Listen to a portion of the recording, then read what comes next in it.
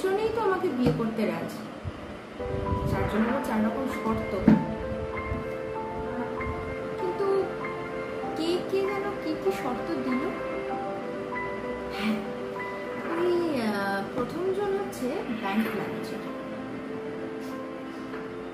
তিনি তো এটাই বললেন যে সুতপা, তোমার সঙ্গে আমার 10টা বছর আগে কেন দেখা হলো।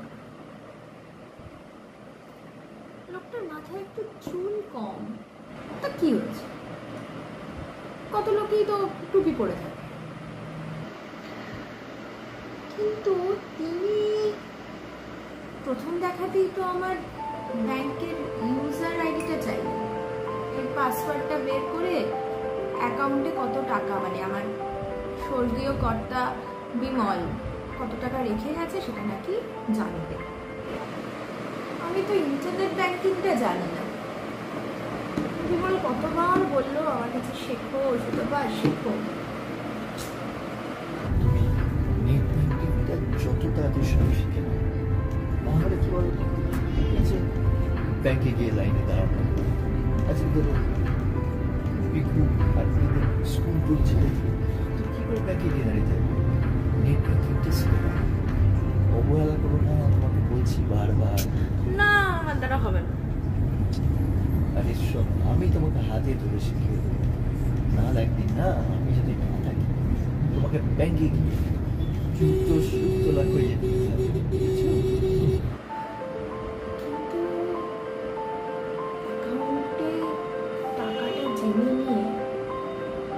ট্রান্সফার করার সময় আবার নিজের অ্যাকাউন্টে করে নেবেন তো?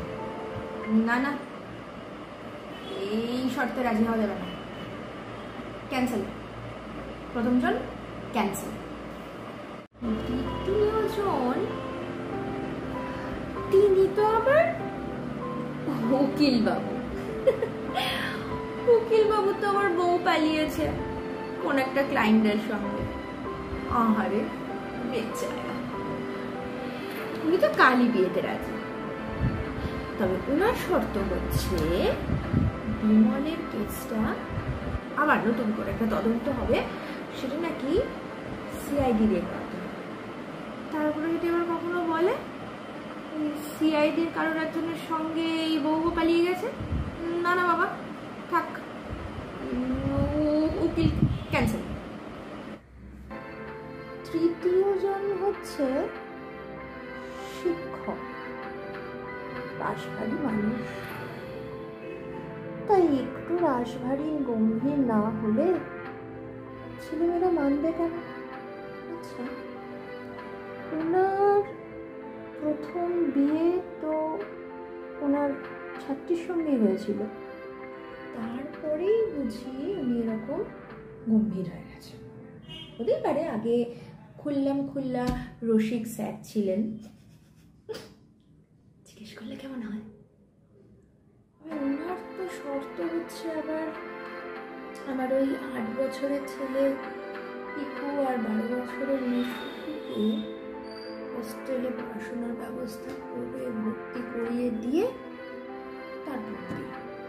কিন্তু ওদের বাবা তো ছেলে মেয়েদেরকে কাছে রাখতে বলে গেছে,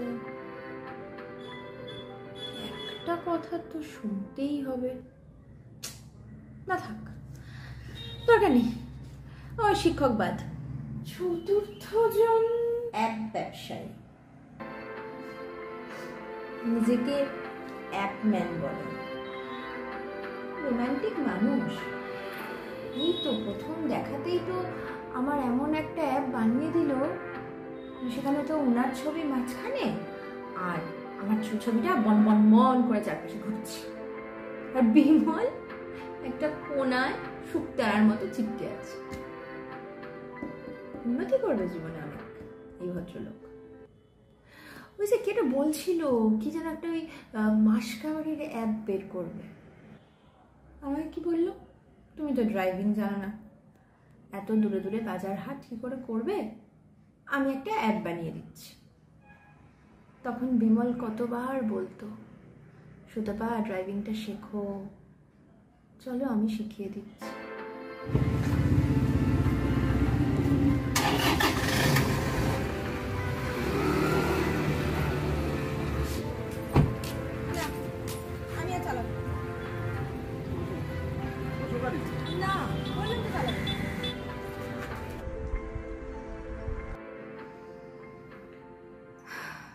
যাই হোক, তা এই অ্যাপম্যানের তো শর্ত সেরকম কিছু নেই, শুধু ওই একটাই শর্ত, সেটা হচ্ছে বেডরুম থেকে বিমলের ছবিটা সরিয়ে দিতে হবে।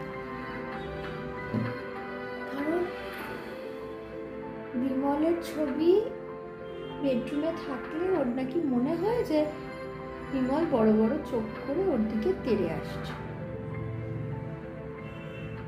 তো হবু বরের জন্য এটুকু তো করা যেতেই পারে। যাই,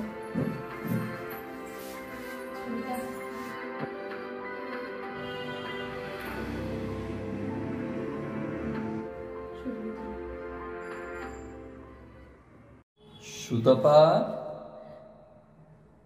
কে কে? আমি বিমল।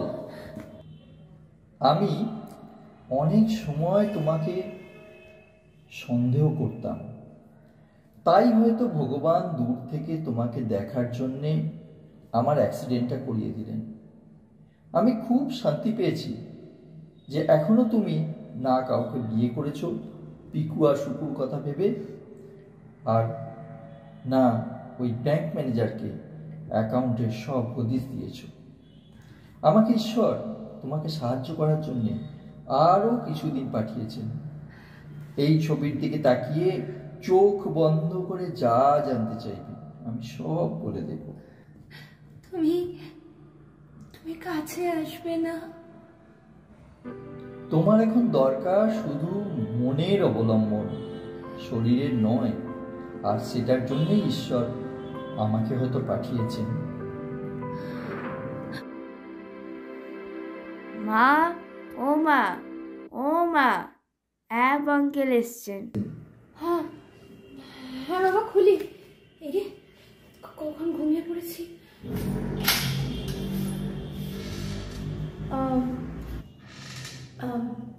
মিস্টার অ্যাপম্যান, বলছি আমি এখন বাচ্চাদেরকে নিয়ে একটু ব্যস্ত থাকবো, তো আপনি প্লিজ কিছু মনে করবেন না?